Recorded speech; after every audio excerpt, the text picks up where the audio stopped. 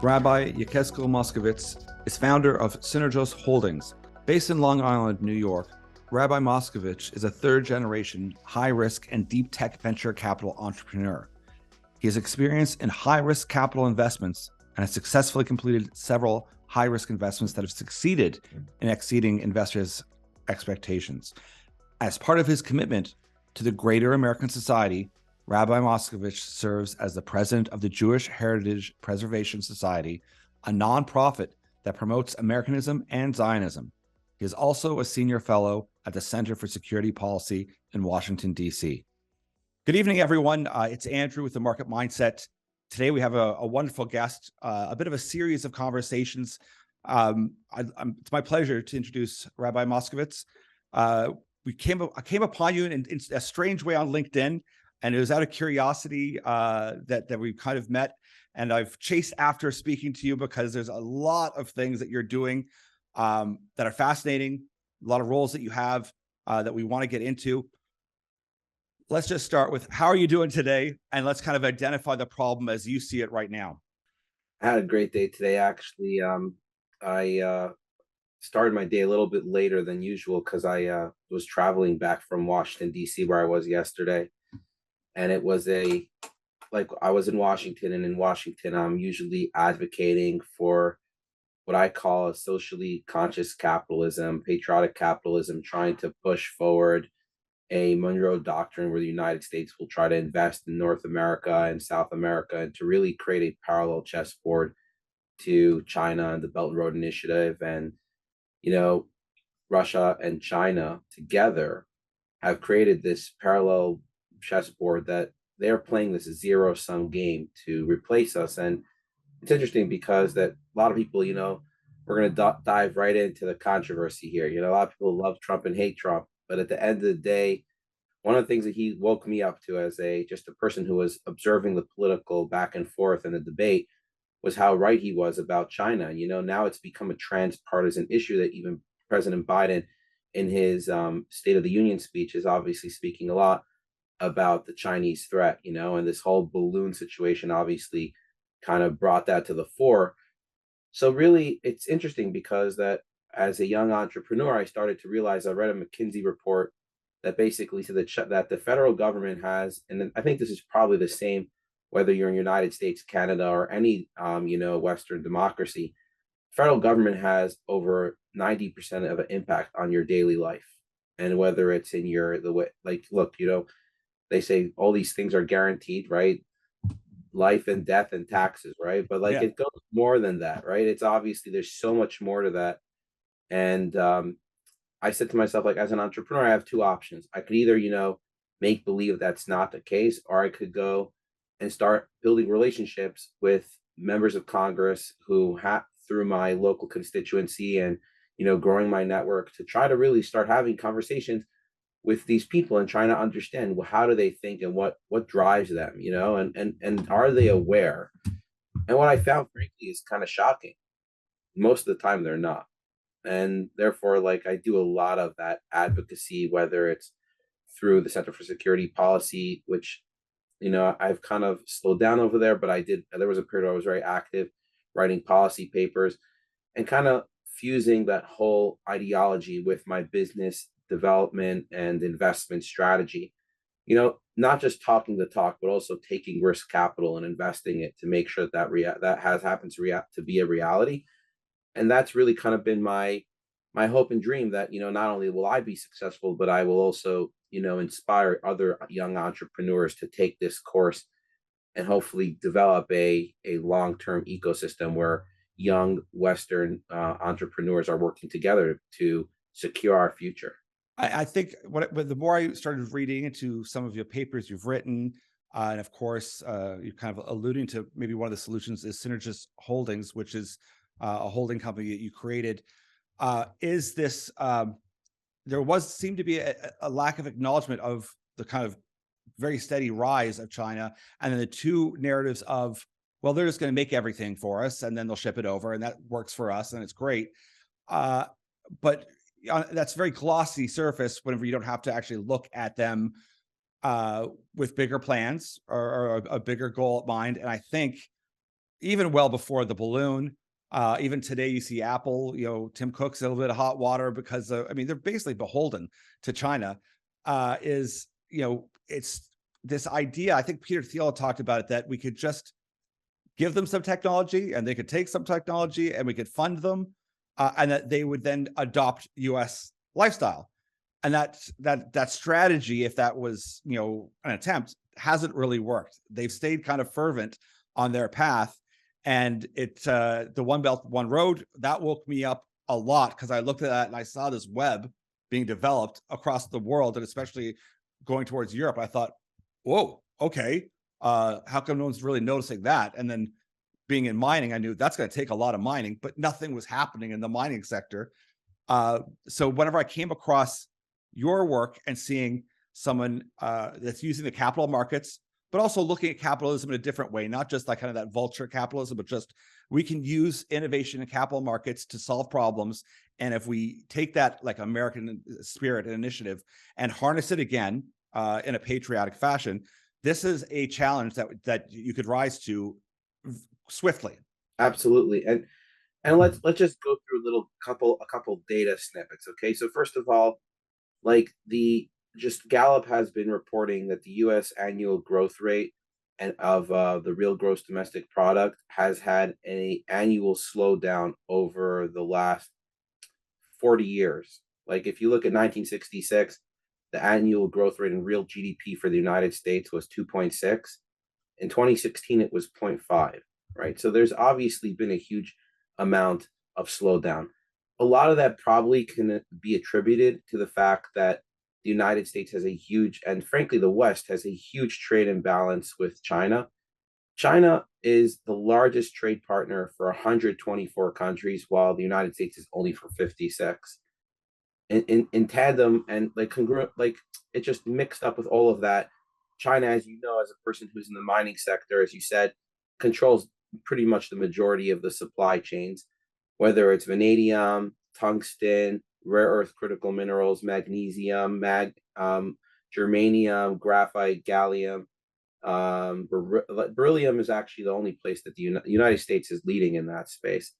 But China is the world's manufacturing superpower. They right now have a monopoly almost with 28% of the manufacturing base. And that is a market that's going to grow in a compounded annual growth rate of about anywhere between 1.7 to like 5% over the next several years.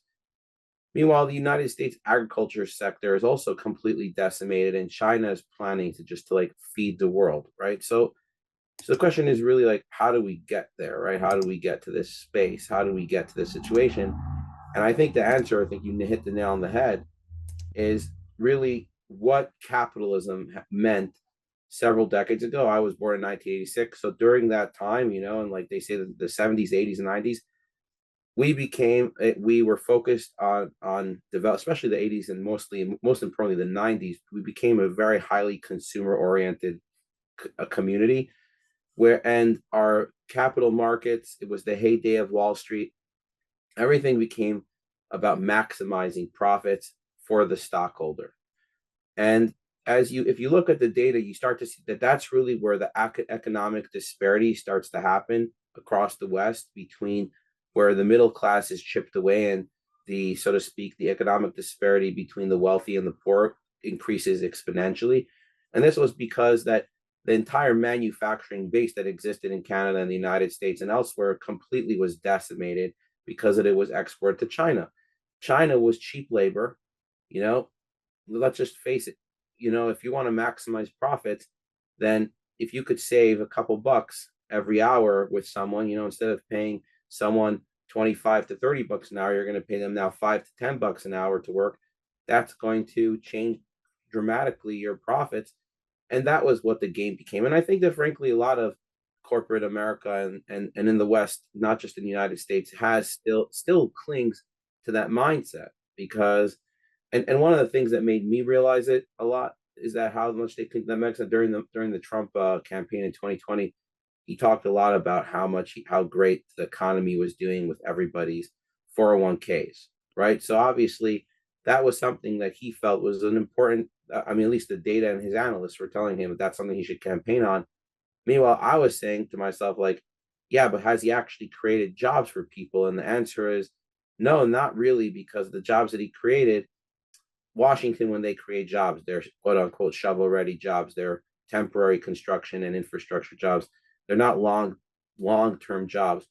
Jobs that are based on manufacturing, mining, drilling, all these kind of jobs that are creating opportunities for people where they will have a lifetime of prosperity. You know, you go back to the in the post World War II era, where we had this that kind of the golden age of the United States and of for sure of North America and the West.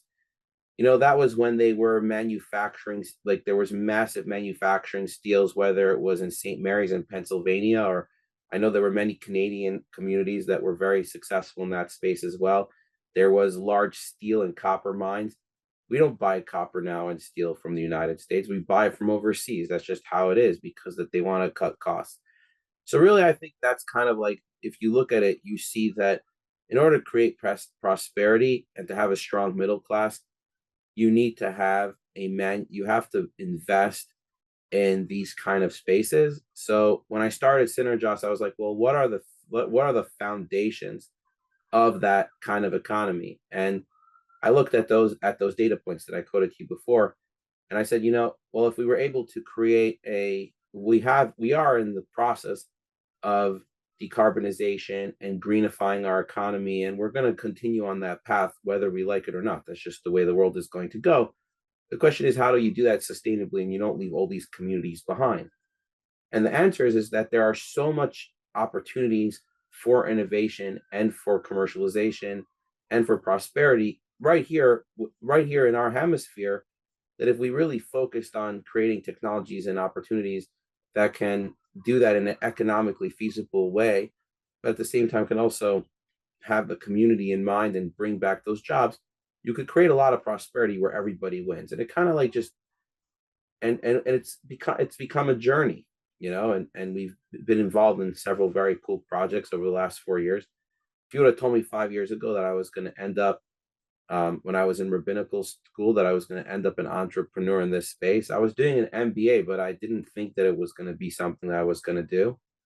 But funny thing is, God obvious as a guy who wears a yarmulke, right? God had a plan, so I could recognize that. But yeah, it's a very interesting thing, and I hope that it inspires other people to do so as well. And 4 years time, you've had 6 ventures funded, 12 million invested, 125 million under management, and 3 successful bootstrap projects, amongst other things. And we'll get into the details of Synergist Holdings, because that's I kind of look at that as, you know, what we're talking now, the solution that you have to a problem. I think more and more people, whatever political side you're on, are recognizing we're moving into this kind of bipolar world, or the poles are shifting, where it's not just a unipolar or a one world idea. It's shifting, and new friendships are being made, some are being lost, and they're certainly on the forefront of most people's minds now, whatever policy side you're on.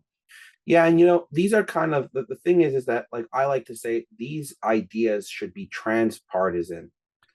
Everybody should want that, they should be able to afford to live what we sort of grew up with, that at least I did, with the idea of an American dream, you know, that you can come and you can build yourself up and you can own a house and you can own a car and you could put your kids through college, and you could go to Disney World and you could have money in the bank, that anytime that you want to go shopping at Macy's, you could go buy yourself something nice, and you can have that ability to live life as a normal person. You know, you don't need to you don't need to have a Ferrari and go fly a private jet all over the world to be happy. There's a lot of ways to be happy even when you have nothing. That's true.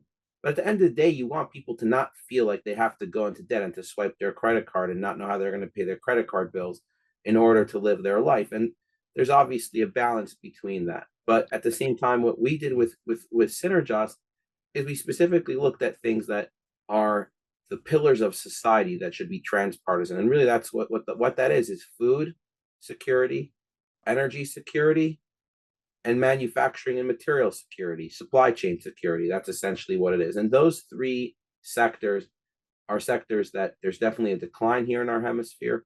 We have so many opportunities and innovation. all over, whether it's in the national labs in the United States or whether it's with the Canadian Academy of Sciences that is doing it in their labs.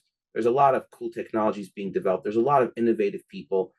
But what I found is that it's very hard to raise money for these type of projects because that investors, especially in the venture capital world, are not interested in investing in deep tech because to them, that's something that has a long term, a 10, like an 8 to 12, maybe 15-year horizon.